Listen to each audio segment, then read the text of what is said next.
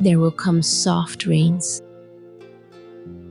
and the smell of the ground,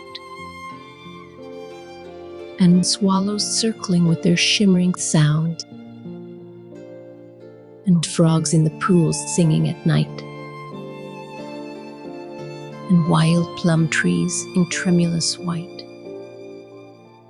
Robins will wear their feathery fire, whistling their whims on a low fence wire.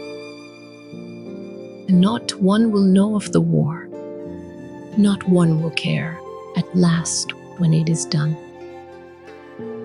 Not one would mind, neither bird nor tree, if mankind perished utterly. And spring herself,